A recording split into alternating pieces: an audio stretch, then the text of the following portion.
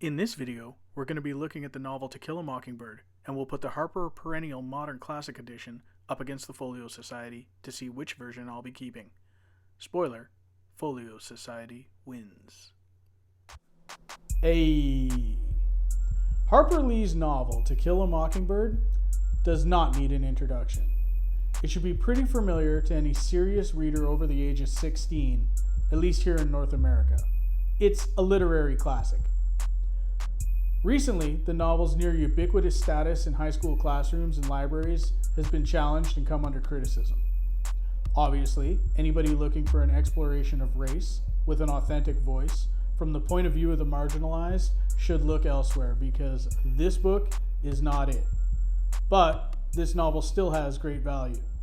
Mockingbird isn't just a book on race, but instead it explores the larger issues of human prejudice and considers a number of different forms this can take, including racism, sexism, and ageism. These are all revealed to emerge from a place of human ignorance. To me, the best part of the book is its structure. It's organized as a series of near short stories, vignettes that can almost exist on their own, but instead they're stacked up next to one another until eventually the author flicks her first domino and the whole pattern falls into place. From Scout's first day at school, to the Finch children's investigation of the mysterious Boo Radley, to the burning down of Miss Maudie's house, to the shooting of a rabid dog, to the lessons of Mrs. DuBose, to the central unjust trial of Tom Robinson, nearly every character that the protagonist meets and nearly every incident that occurs is carefully scaffolded or sequenced to help move Scout to her eventual empathetic and understanding perspective.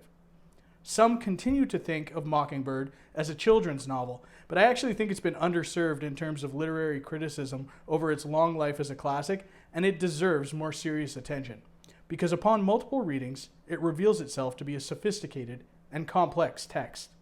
When I initially encountered the book as a young reader, it seemed to me that it was about childhood innocence and growing up.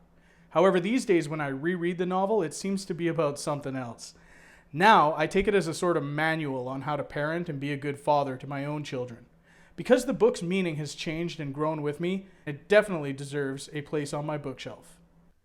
This is the edition that sat on my shelf for a while now, since I upgraded from my original ratty pocketbook edition. It's what I call a trade paperback, which is my favorite reader version of a novel, but it's beat up and it's seen better days. It features a photo cover with a printed medallion signaling the 50th anniversary of the text, and it also echoes the classic original cover from 1960. Recently, I've updated to this more modern version of the same text, which has a full-on throwback to the original dust jacket cover.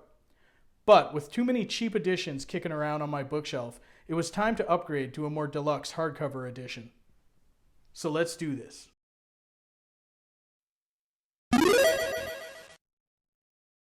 Now we have To Kill a Mockingbird from the Folio Society. This version was originally released in 1996 and is presented in this burnt orange slipcase.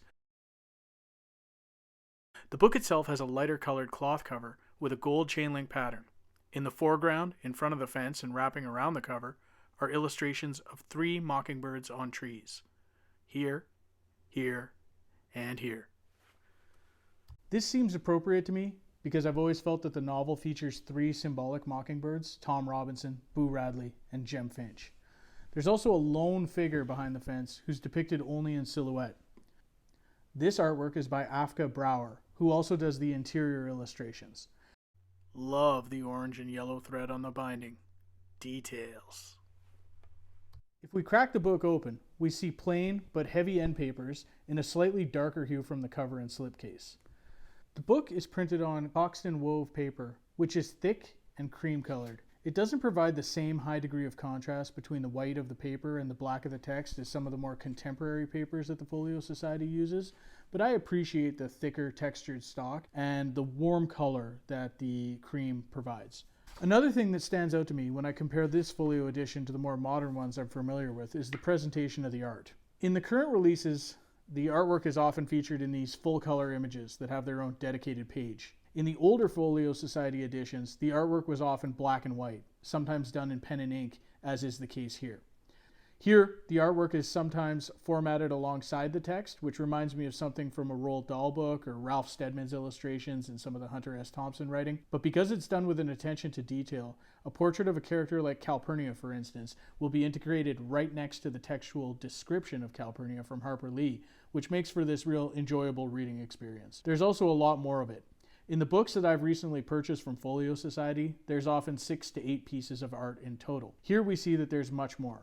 There are 7 character portraits, 15 full-page illustrations, in addition to a few other pieces of artwork.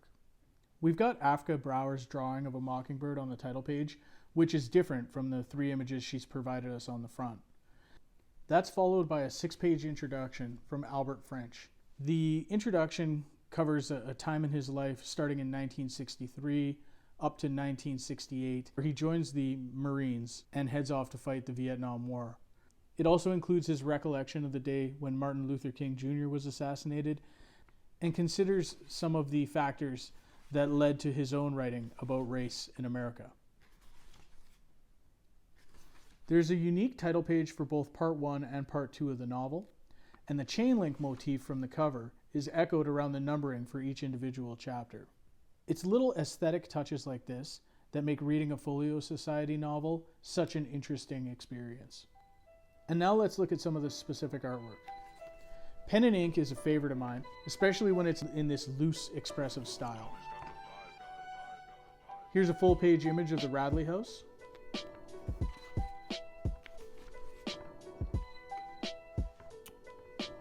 A quick drawing of the imagined Boo Radley. A portrait of Miss Caroline. A portrait of Calpurnia. An image of Miss Maudie. A wonderful image of Miss Maudie's house burning down. A full-page image of Atticus shooting the rabid dog, Tim Johnson. A full-page image of Mrs. Dubose from my favorite chapter, Chapter 11. A full-page illustration of the Radley home. Great detail here. A full-page illustration of the day that Calpurnia takes the Finch children to her church. And another portrait of Calpurnia, which contrasts nicely to the first one. Picture of Atticus guarding Tom Robinson's jail cell.